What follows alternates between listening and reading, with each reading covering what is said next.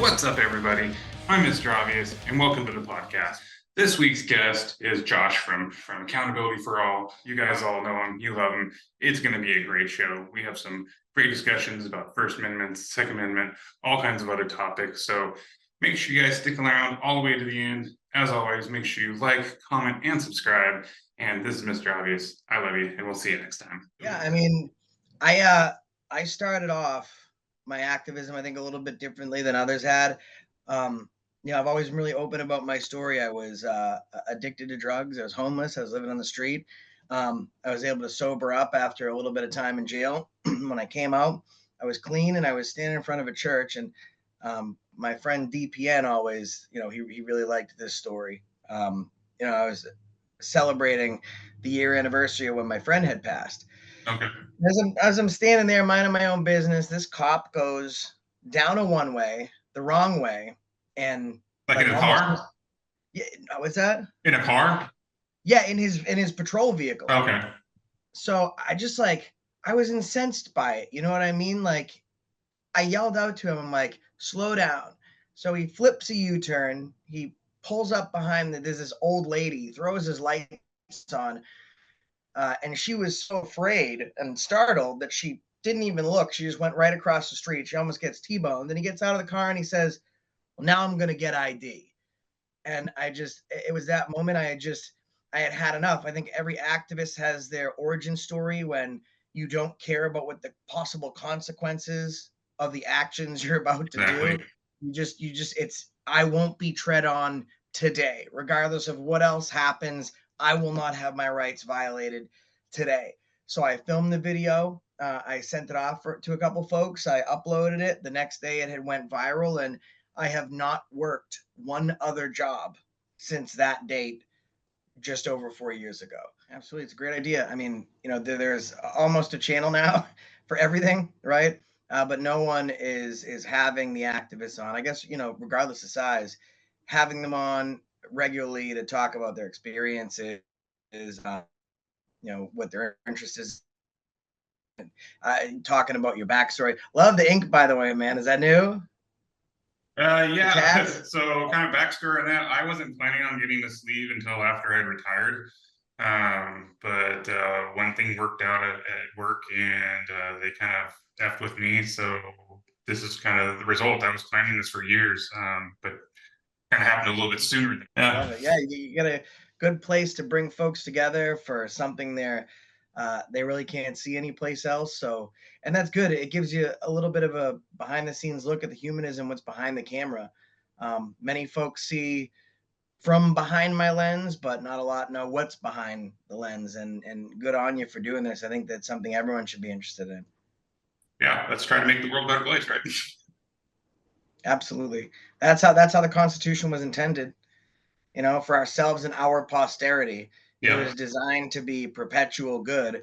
The problem is that we still have just as much tyranny now as we did pre-revolution, only tyranny evolves like human beings. It takes on different shapes, different faces, and I mean, all we can do is fight today to see if it can be better tomorrow. You're doing now, but what other avenues in your life have changed because of that? I mean, I think it all, like anything in life, everything kind of finds its way together for good or bad. Things just kind of seem to find their place. That gave me something good to do. I'm not living under bridges anymore. I'm not, engaging in crime. Like, this is a way for me to give back to my community. I've always been very intelligent. I've been highly intelligent, and I've really been into history. And this gave me and I really hadn't watched like any audit videos. When I did that, I was just kind of like saying what I knew. But it introduced me into a community. And that's a beautiful thing when you feel like you're alone. You get pulled into a community and a lot of people support you. And that was wonderful. And, I didn't make money right away. You don't make money doing this for a long time. And a lot of people took me in. Obviously, as I've grown, I've learned things, and my approach can be different. But I started this with nothing else, so I really was able to put.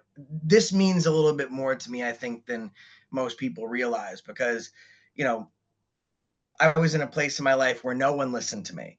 And Yeah. now I have 50 million views, 130,000 subscribers, and people reach out to me telling me how some of my videos have changed them, or like DPN, I was the first video he watched.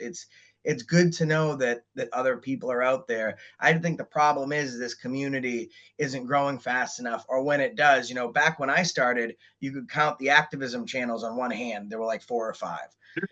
And now everyone does it. And I think that in some places, which is good, everyone should pick up a camera. I think in some places though, folks, lose sight of why we do this. Yeah, I would agree. There's some of that, and and it's for someone who, like yourself, had some incidents and kind of changed our lives, and then I always thought like, man, I could go out there and do that. That's something I could do. And then I went out there and actually did it just because I felt, again, some things in my life made me feel compelled to do so. And I went and did it. And I was like, that didn't really go the way that I felt like it was going to go. And I thought I'd be able to be more comfortable, like being the point person. I'm generally I've never been in a leadership role in my life that I wasn't just thrust into, and that's kind of like one of those things. You kind of are a natural born leader when you have to get out there and do those kind of things, like go out and talk to people and everything, right? So it was very unnatural for me, and I'm sure it was probably for yourself as well. I watch it. If you're talking about the California Highway Patrol, I thought you did a really good job, man. Listen, it's they want to scare you, is what they Yeah, want to do. They want to like impose some type of superiority, even if they're like laughing and they're being snarky and they're doing the passive aggressive. That's it turns in a second. If you show them you have no fear, you let them know right off the bat, like that you're in charge there. There's no really questioning it. They just kind of like take a well, step back. I think you did a great job. I mean, everyone yeah, has their own style. I didn't think that you lacked control of the situation, and to say that you're not a leader, I think, is disingenuous because your channel doubles the size of mine. I think a lot of people want to follow you, and I think, and that's your activism story. Like the first part of your story is helping others get out there, and yeah, you don't make a lot of money. You're spending a lot of time making sure that more eyes get on this movement, and then your story evolves to the point where you get out there. It's never easy your first time. I made a lot of mistakes in my first video, but the one thing that you can't fake is that you care, that this yeah, is the the realism. realism in it, that it means something to you. And when I watched that video, I've watched thousands of videos. I saw that it meant something. I Oh, thank you. think I that they appreciate tried that. to be passive aggressive to you, and I think that you handled it well. Oh, thank you. I You did appreciate really, really that. well. It's hard. It's still hard every day.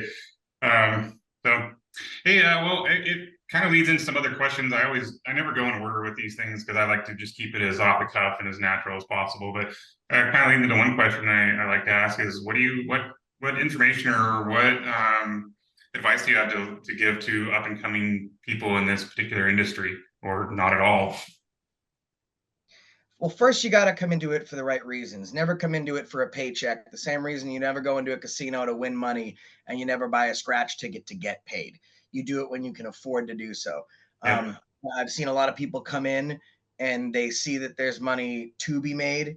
Um, and I think that, they see I had a house and a car and all this stuff, and they're like, oh, I can do that. I think they forget the scratching, the clawing, and the climbing. When I released my first video, I didn't think anyone would see it. The only reason I put it on YouTube is because I didn't know how to send a file that large to somebody. So I put it on YouTube so I could share a link. I didn't know it was going to go anywhere. I think firstly, you have to get into it for the right reasons. Never do it expecting to get paid. Yeah, And I can definitely attest to that because that was never something that I planned on. I started this a little over a year ago, and it did not start like this. I didn't even have any interest in, like, I had an interest in videography and photography and things like that. I got a lot of cameras and SLRs and things like that. But I never really had any interest in, like you said, uploading things to YouTube. I watched a few YouTube videos from here or there, but then my daughter kind of got me interested in some things, and then one thing led to another, and then some things happened at work, and then I just felt led to get into some activism, and then ended up on the street one day talking to somebody, and then ended up in front of a bank, and then the people in front of the bank told me I couldn't film there, and I was just like, I have some information for you, and that's just kind of how I started, and then at least in that, because everyone's got a little story, and then one thing led into another. But yeah, it's interesting. It's not. I never got in, and I'm sure like yourself, I never got in to get paid. It was just to me, it's interesting. And then, and as far as like you said too, is history. I'm a huge history buff, and then to go in to learn things about the Constitution, to learn more about activism, learn more about the United States, learn more about the whole thing, and then try to share that with the community.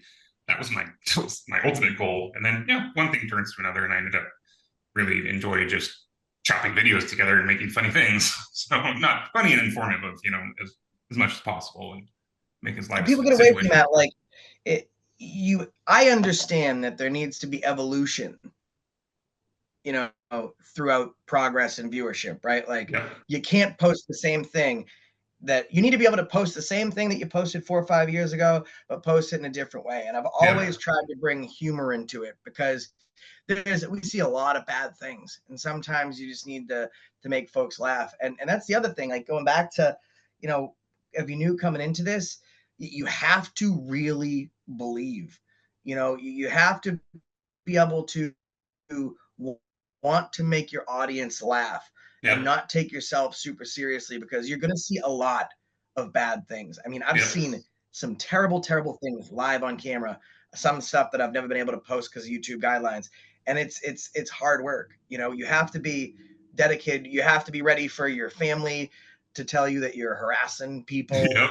and maybe not go with you on it. You have to be ready for people to tell you that no one cares about what you do. You have to Good be ready job. for all to get a job for all the negative. And I tell people, listen, if I could come from living under a bridge and having nothing to being in my own home and have 150,000 subscribers, talking to someone that's got almost 300,000 and talking about the messages that we bring to our respective audiences for freedom, that's something I never thought I could do. And it's something that I've been lucky enough to do with the support of a community. That's what you have to take inside you and realize if you have the drive to do something like that. And eventually, if you do it the right way, there's enough people watching. I get 100 emails every day, from people sharing videos from channels with 300,000 subscribers to channels with 10 subscribers.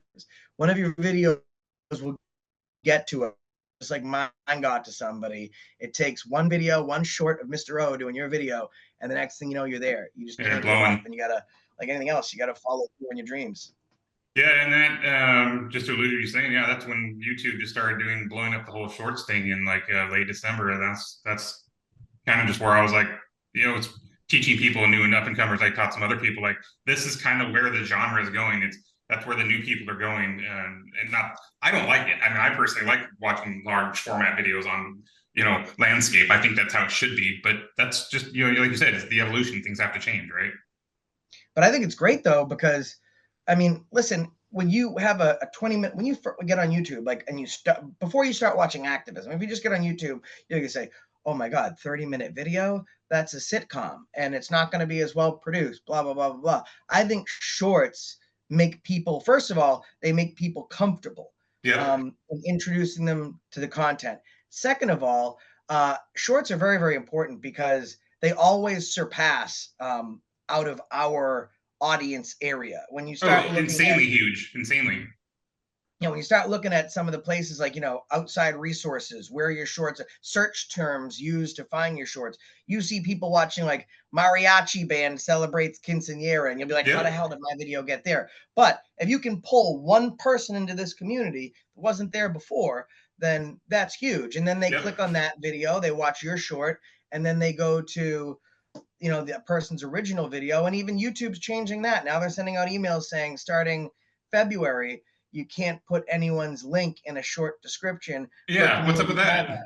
That's designed so, because YouTube can't like really track it. When you look in your analytics and it says other, like, how people Yeah. found you, it says Yeah. other.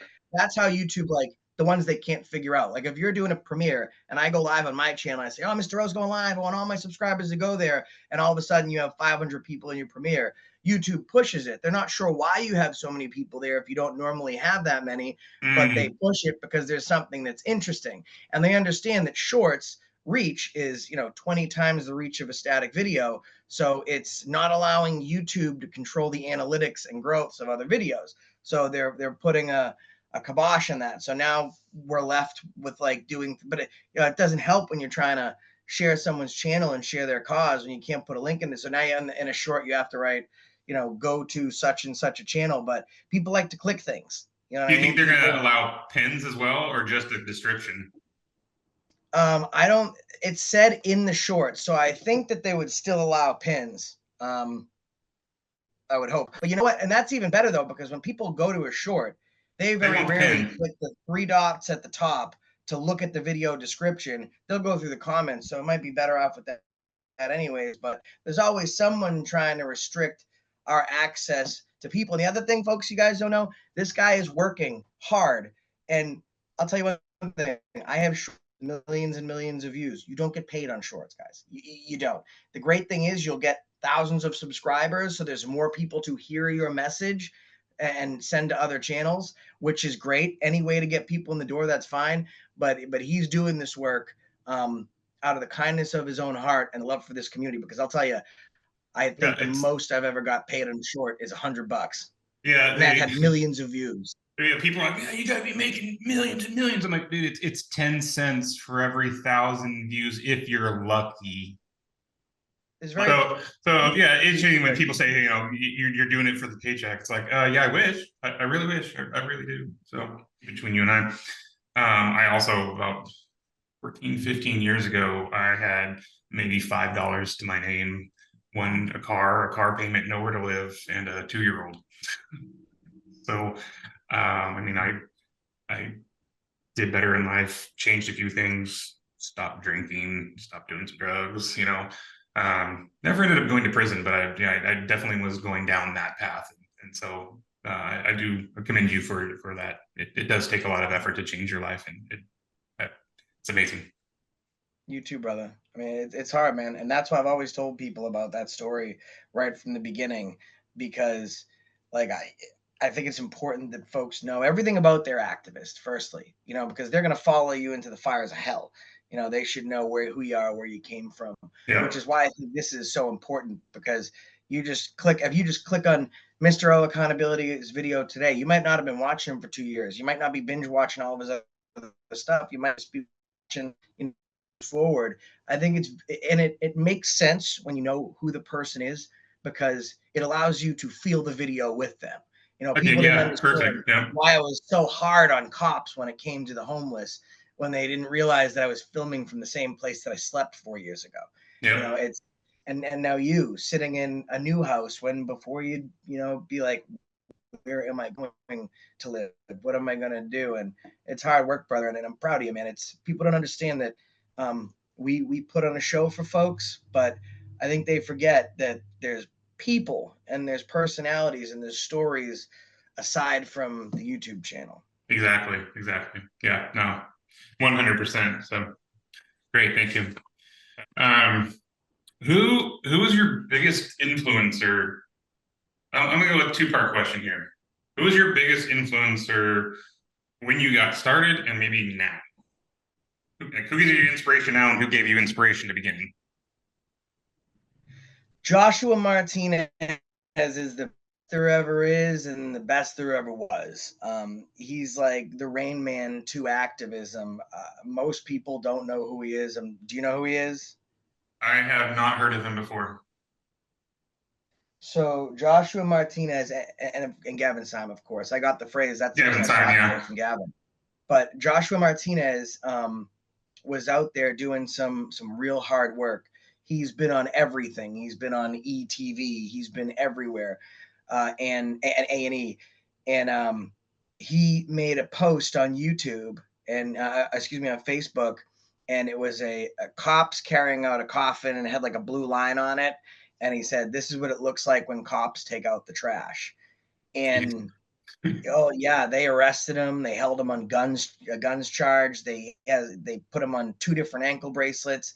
They took away his First Amendment right, and he has been fighting this thing for years. I mean, when I met him, my channel growth had already surpassed his, and he's an amazing individual. I watch him, and of course, San Joaquin. Yep. He was a lot smaller when I started, and he shared a couple of my videos. But I would have to say that Joshua Martinez and Gavin Syme, that was the push for me, because it wasn't just going out saying "f you" to a cop. Because I mean, But you can besides do Freeman, that.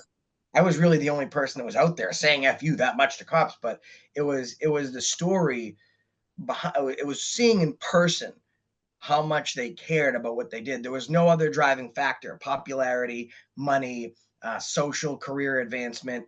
It was the only thing they were moving forward was pure will for us to live in a freer America. And Gavin Syme wound up leaving this country and going to Mexico and claiming political asylum and getting it. Doesn't happen many times. Not in And Mexico. no, and Martinez is living off the grid, um, you know, farming. Like these are constitutionalists. That's the closest you're going to get to 300 years ago for folks that signed that Declaration of Independence. Yep. 100%.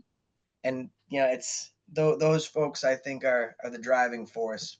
For me, I also think that they're and of course Freeman, but they're the driving force of making this popular enough that other people would watch and want to pick up the flag and keep going. Yeah, I like that. Um, I have a relatable story, and the only reason I'm going to ask this question is: have you ever run into anybody out in, I'll call it the field, or out in the real world, doing what you do at the same time? You guys just happen to run into each other, and it didn't go well, or did go well. Has that ever happened to you? Like, have Like you ever run another, into any like other auditors or any other activists or I've anything? never ran into another auditor. I mean, when I went out, I would always, when I, out of respect, when I went into somebody else's turf, I would reach out to them and say, "Hey, just so you know, around these dates, I'll be in this state if you'd like to meet up." And that's something that was a courtesy that people used to do back in the day. When someone would come into Boston or Massachusetts, New England, they'd send me an email and say, "Hey, listen, I'm going to be in your area if you want to go out." I've done that. Um, I've never had like an auditor be at the same place as I was. I've had people see me live and then come meet me, or people recognize me, but I've never showed up at the same place at the same time as someone else. For anyone that hates or thinks he steals content, I think someone that steals content is someone that takes something, by YouTube's term, doesn't add any value, and doesn't share anything from the original creator. Every time that you do one of my shorts, I get at least 200 additional subscribers on the day that the short takes off. Now That's the point. you're not getting paid on it, but I now have 200 more people watch my video, and you have a much higher click through and pay rate on a static video. So now I'm almost 0.5% higher on the margin that I would get paid. So if anything, you're putting money in my pocket, and you're helping me get Yeah, back out there and spread the message. So and that's the you point. know, even like Lackluster, like he does a he's a good friend of mine. He does a shit ton of work in his videos. And the whole purpose is to help spread awareness. Now, is he getting Exactly. paid? Of course he's getting paid, and he deserves to get paid for the hard work that he's doing, but he's putting a ton of original content into it, and he's sending people to watch channels that otherwise wouldn't have a voice. And that's important, what you are doing, what he's doing. That's why I think because it used to be a couple years ago, when I would go out there, the cops would say, "Oh, that's accountability for all. Whatever, don't stop it." Or if a cop's yelling at me, the supervisor will come up and say, don't do that." Right? Because they'd be afraid of the size of our audience. But if Mhm. Joe Schmo gets plucked off the street, they don't care if he's filming and holding a camera, because They're gonna who's get going to him. watch it? It's not accountability for all. It's not, disorderly product news. It's not Bananarana. It's just some rando. The cops have a healthy fear now of all cameras, because all someone has to do, even if they don't have an audience, is send it to Mr. O, to Yep, send it to Lackluster, to send it to they do. Accountability for All. And that's keeping the cops um, honest. it's funny because I go not so much the city I live in now because they don't really know who I am, but down south where I kind of in between where I was from, where I moved. The second I walk out into the street, It doesn't matter where it is. Like, and I live in a one horse town, so there's really only one main street, about 10,000 people. The second I step out on the street, you can hear them on the radio. Hey guys, the redheaded auditor's here. Everybody scatter, and they'll literally you'll see their cars, and they're gone, and you won't see them until I leave. It like why does it take that? And I'm not even. I could just be walking around like in my normal day. They're just like, oh, it's that guy, and they'll just. But it shows that what we're doing is working. I mean, that's a very Mhm. powerful thing. I mean, I can't tell you how many times I've gotten radio broadcasts or pulled CAD reports, and to know that the moment that you show up, like I had IMPD, Indianapolis Metro, never had it been done before. I was out with 6 people all together, and we had 4 different cars. So one person was alone, the rest of us like double up. So we were listening to the scanner because it's such huge ground to cover Yeah, that we couldn't. It would take 30 minutes to get to each call. So we sectioned off our response areas into quadrants. So if it would, basically the rule was if the call was within 10 minutes of us, 10 to 12 minutes, we would respond. So I'd be going live and the police think they're safe doing another call, but then, it basically goes over the radio that we can't go to a call, and the guy goes, they're fucking everywhere. For the first time and no time since, the Indianapolis Metro Police Department shut their entire scanner system down. They were literally going direct to CAD call to respond to every single call. But to know that, like, and all we had were cameras. You know what I mean? That's the type of crazy. we wield a very serious power just by holding Yeah, this up. And I think that's a healthy respect, even if they don't think they're doing it. That's a healthy respect and a healthy fear they have of those who would like to hold them accountable. yeah, it's And amazing, they're, isn't it? they're starting to pick up on it. Amazing. Yeah. And not so much here in this I live in a bigger city now. And I say bigger, it's maybe 40,000 people, but they don't nearly have the same respect here because there are more of them. So there's probably I think 50 plus people on the officers on the force here. Down south there might be like 10.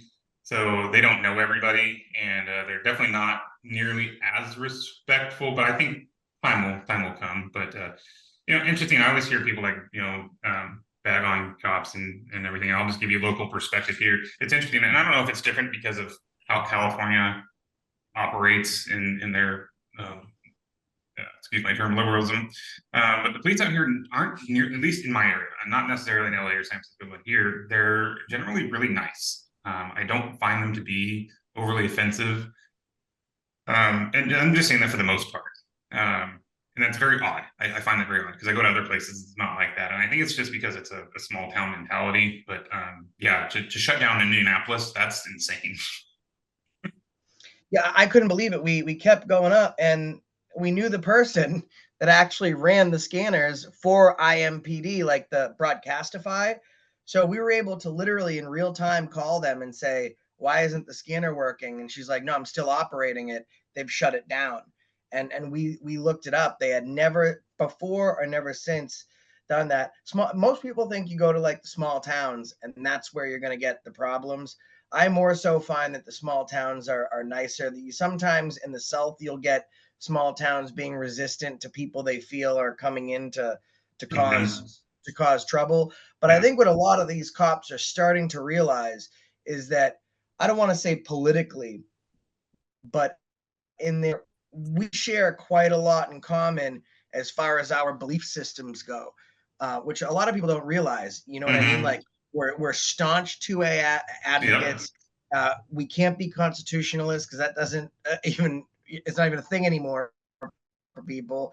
But we're staunch conservatives. We really believe in the principles that make this America. But I was driving down the street the other day and I saw this beautiful Betsy Ross flag. Connected to it on the same pole was this big "Don't Tread on Me" flag with the snake, and it was one of the most beautiful thing. It said "Land of the Free, because of the brave," and I'm loving it. And then as we're driving past this house, the huge fence, there's this big like arc that goes over the fence, and it says, "Don't defund, always defend the police." And I'm thinking to myself, how can you have a sign that says "Don't tread on me," and then right next to it it says "Blindly defend the police"? It The doesn't. oxymoron. it doesn't make sense. So they share these belief systems, but the difference is we put them in practice, Yeah. and they don't. Yeah. Um, but I think that small towns are usually, listen, when I came to this small town, I live in a very small town coming from the big city. And when I came in, I was sitting out in front of a school. One of my kids was getting registered at the school. I was in the car with my other child and my two dogs, big German Shepherd and a Belgian Malinois. And a cop just comes, knocks on the window. He looks at me for about 3 minutes. Should I go up and talk to this guy? And he comes, knocks on the window, and my dogs want to eat him. And he's like, oh, I just got a lot of questions. And I set the tone right then and there. I filmed the video. I dropped it, got like 60,000 views on my channel. I sent it to Lackluster. He dropped it. And then I went to every single time I saw a police officer, the cop apologized almost immediately. His supervisor got him on the phone, was like, we don't need this, apologize to this guy. And they did immediately. And then I went to every single cop that I saw for about a week. And then they found out real quick what was going on. And we've had no problem since. And I don't film in the town since then. Sometimes you gotta let them know that you're here, and Yep. and you're not going to be taking any bullshit. And you don't have to hate cops. You can support enforcing laws that are necessary, but we're not going to be doing any treading either on me or somebody else as long as I know about it. That's right. That's right. All right. Cool. I always love this one just because it's funny. What do you think of the term frauditors? I think it's funny because it shows the stupidity of some of these people. I want to know how you're Because committing I've fraud. never, well, that's the first thing I say. I've not frauded anybody. Like, that's not something I've done. I've never been charged with this, never been accused of this. Like, so first of all, I'm not frauding anybody. And secondly, it shows how fickle that community is. Like, our community, for the most part, is very ride or die. I like to use this terminology. They bootlick till the wheels fall off. It doesn't matter what the cop's doing. They will find an excuse for it.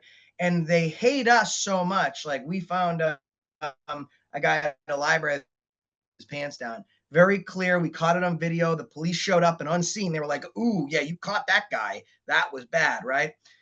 But because we're frauditors, instead of being like, maybe we don't like what they do, but we did find a guy sitting in front of a window overlooking a kid's playground with his pants down, maybe we should like not support that. We don't have to support AFA, but we maybe shouldn't support PERV. That's not what they did. They took up a banner defending this guy. Their hatred for us, they used to excuse the actions of a pervert. And then when the police said, oh yeah, you guys caught him, then they started hating on the cops. So they bootlick to the wheels fall off, and the police are always right, even if they're killing an unarmed person. But if they agree with us when we catch a pervert committing a crime, then the cops are just as bad as we are. They're a very fickle community. And so the people that would say that, I applaud them, because every time I go out and I record a video and I press the record button, I'm doing it for your freedom of speech to say whatever you want about me. Exactly, exactly, exactly. I don't know if you also caught that part in the video that I did where the guy was like, "Well, stop harassing the cops." I'm like, dude, I'm not harassing the cops. I'm trying to make the situation better, and that's what you're doing too. Isn't that funny though? Like, I had a guy that was actually Banana Anna caught it. He was not detained, but he was in cuffs because he was carrying, and he had a license to carry. So there was no crime, and he wasn't detained, but he was in handcuffs. And the trolls really started getting in our comment section in this short and was like, stop harassing the cop. What about the free American? The cop saying on video he hasn't committed a crime, he hasn't done anything wrong. Yeah, And then our only question is, well, if he hasn't done anything wrong and he hasn't committed a crime, why is he in handcuffs in a police vehicle? That is detained. yeah. The Why does guy's he got the just torture following. cuffs on? Yeah, but we're harassing the police. Listen, I've said it over and over again. There are a lot of positive videos on my channel and other folks' channel where police or city officials, what have you, are doing a good job. I post them all. Yep. It's just my lens shows you for your behavior. Like, I think it's funny when some of these public officials or these trolls will say, oh, well, you made this person. One lady got up and hit me with a folder, a big, thick file folder in Ridgefield, Connecticut. She was arrested and charged in her office. And the town mayor said, Well, you made her do that. You're paying this woman $200,000 a year, and I have the ability to make her do things. How about this? Give me a donation for $1 million. It didn't happen. So Yeah, even when they do exactly. something wrong, it's we have the ability. And you know what? If we have the ability to influence without doing anything wrong, I think that they need to, the talent pool's getting a little shallow. Oh, very, very, very true. So I always like that. That's my funny one because I get that from time to time. You're a frauditor, and I'm like, I'd like to know exactly what and how and who am I defrauding? Because if that were the case, I think I'd have other trouble besides you. And the police hate us, man. Like, listen, the very moment they can charge us with a crime, they will. Yeah. They're looking for that moment. So Yep. I'm pretty sure if you were frauding anybody, but it shows how stupid they are. Like the name couldn't even been uh it couldn't have had a little bit more thought to it. I mean, I Shouldn't you have at understand least it gone with rhymes, but this is a defrauditor? yes. Like some of us have flaws. Maybe call us a flauditor. I don't know. Maybe that's a little bit more true. We're not perfect, but I don't know anyone who's frauded Call at me a some drunk point. or something. Yeah. Call me late for work. Yeah, exactly. All right, hey man, where do you see your channel going in the next, I don't know, 1 to 5 years, whatever? I that's a tough question, right? Because I fly by the seat of my pants when I do videos or live streams. It's never scripted. I've always wanted to give people right then, right now. And I never saw myself, even when I posted that video, I never saw myself even having a channel. And then I realized there was something to it, and I didn't understand my own value or my own worth because I didn't come from a great place previously. And when all these people were telling me that, oh, you could really make a difference, I didn't believe them, and now we're here. I have the best job in the world. I'm self-employed. My boss is a real asshole, but we have these people that will watch us and back us and be there for us, and some of them become family and friends to us. I literally take it in one day at a time. Yeah, Yesterday's history, tomorrow's a mystery. We're living in today. Today's a gift. That's why they call it the present. I hope that I can still be doing something that I love, that helps people, that also, you know, financially makes us comfortable to be able to give back to the community and care for my kids. I hope that I can always do what I'm doing right now. Of course, that will evolve. yeah, It's harder to get out there now because they recognize you. So sometimes we don't get genuine responses from people. So might have to change the approach, but I never want to stop doing this. I mean, a lot of folks that served in our military, even after they take the uniform off, yeah. they're still defending that Constitution. And although I've never served in the military, I can't claim that honor. I never want to stop fighting for the sacrifices that better Americans than me have made to make sure that we live in a world, in a country that is not, under the boot. I couldn't have said it better myself. Very good, thank you. Just so we're on topic, you mentioned it, and I don't usually bring this up unless somebody else does because bringing up certain topics gets people riled up. But you brought it up, so what's your thoughts on guns? On And do you want my guns, opinion first before you answer? now, listen, I don't think that there should be any restrictions on firearms. I think it's absolutely ridiculous. In Massachusetts, you need to pay upwards of close to $1,000 to get a permit to carry something that the Constitution Tax affords on a you right. without question. And Tax on a right. I started diving deep into this story. And I finally went to a police department and I said, I went through every single cost. It cost this much, this much, this much, this much. And then I have to go through a training course with this police officer. And then he gives me my license to carry, right? And he says, yes. And I said, I did some digging. That police officer doesn't have a license to carry. In Nope. Massachusetts, police officers carry on it's called what's carrying on their badge. In places where there are no restrictions on firearms and there's constitutional carry, you actually have less gun violence than you do in places like Massachusetts. I believe that, for example, Maine. Maine is constitutional carry. It dwarfs Massachusetts by about 40 times. and they barely had any gun violence in comparison to Massachusetts that imposes all these restrictions. I think is a way for, listen, you can't stop the inevitable. You can't stop crazy. Police are way more armed than we are, and we see stories of them beating their wives and mass shootings and killing people, and they have way more firearms than we do, and they're sanctioned by the state, and they have the ability to claim qualified immunity and get away with the Yep. murder. I think that the moment we start placing restrictions on people's rights that were guaranteed to them under the Constitution of this country, that's the moment where politicians sitting behind a desk that are only worried about getting into a higher office, though they're treading on us every single time. Same as road pirates on the side of the road trying to take money because you didn't use a directional while they're texting and driving. I think the moment that you start limiting the Constitution and infringing upon it, you're giving them carte blanche to take away more rights, and it's going to get to a point where we are right now, where they're not taking rights, you're giving them. The moment you sacrifice essential liberty for temporary security, you deserve neither liberty nor security. And that happened in 9/11. We were we needed our safety, right? Yep.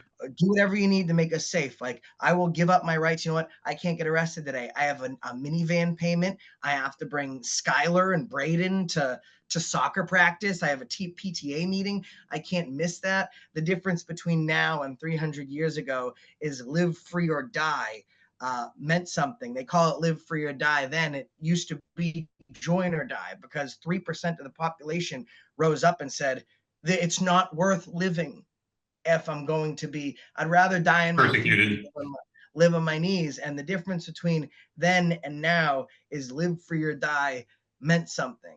And that's because people are giving their rights away, and then they're blaming the government when they don't have any rights left. The Second Amendment is very simple.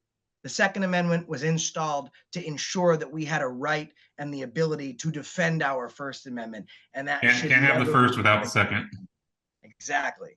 Those are my thoughts. A lot of people hate me for them, and they can say what they want. But I will tell you one thing: New Hampshire, Maine, and Texas, huge states compared to Massachusetts, all have constitutional carry, and none of the three separately, or New Hampshire and Maine combined, have more gun violence than Massachusetts, in a place where your Second Amendment right is limited. And I didn't read anywhere in the Constitution where it said that they could tax you for legal rights. It's the only right you get taxed on.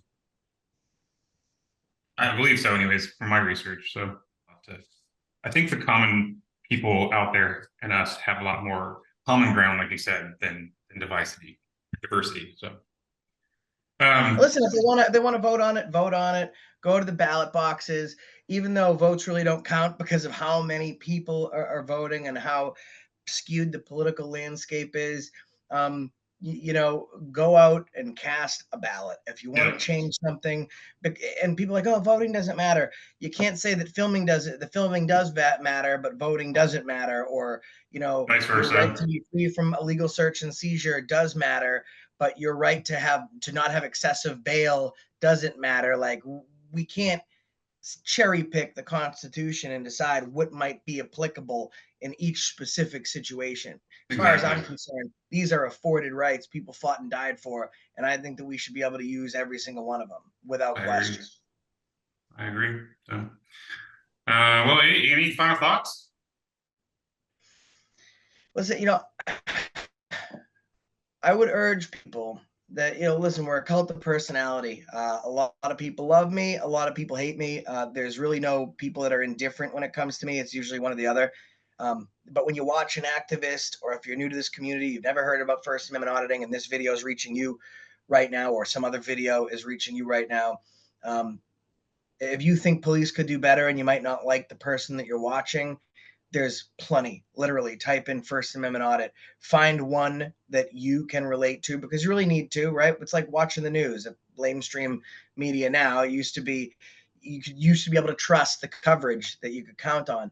And you don't just watch a random channel. Most people would choose the channel that they want to watch because they can believe in the stories that are being brought to them. Find someone you believe in.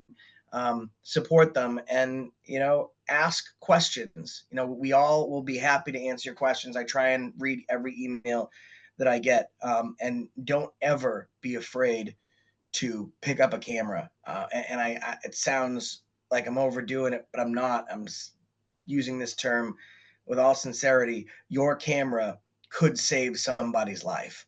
Yeah, yourself or And somebody else. we have a responsibility, as human beings and as citizens of a beautiful free country, that we the people, just like he's got there, we are a global community. And I think that being American isn't just a place where you're from. Being an American is an idea, and that idea and that ideology is that we can live without a boot in our neck, and we as a community can rally to support the underdog when they're being subjected to tyranny. That's, I think, someone that anyone could buy into, because despite it's not a sales pitch, that's just who Yeah, we are and what exactly. we live for. And if not like channels that, you know, Mr. O accountability, or the Lacklusters, the Freemans, the James Freemans of the world, without platforms like this, that's we wouldn't be where we are now. And if you guys, if you're coming along this video, when you leave, make sure the last thing you do is hit the subscribe button and set the notification to always for Mr. O, because it's easy for someone to come out and do this and make a lot of money doing it. It really justifies your want and need to go out there and film the police. But when someone is not making a killing or making very little, and they continuously sit down and give their time they could be using to do other things, to make sure that they're bringing corruption to a larger platform, that in its very concept is activism. So we from the auditing community, man, we thank you, and we're glad you're with us. Well, I appreciate it, and I thank you for coming on today. It's an honor to I would say meet you in person, but it meets you as close to in person as possible. So that was a great show, everybody. Once again, thanks for having Josh from Accountability from All on here. That was an epic show. I have a couple more guests lined up for you guys, so make sure you stick around next couple of weeks, month or so. Don't really have a schedule out and everything, trying to do every couple of weeks, maybe once a month. But let me know what you guys think of the content. Let me know what you guys think of the guests. If you guys want to see somebody else, reach out to me, and then I can hopefully reach out to some other people and get whoever you guys want to be on there. I'm trying to reach out to just about every auditor that I think you guys might be interested in. So feel free to reach out to me. Bring you guys the guests you guys want to see and the content you guys want. And as always, thanks for watching. Make sure you stick around for all the other videos and all the other shorts, all the other content. And as always, this is Mr. Obvious, and I'll see you next time.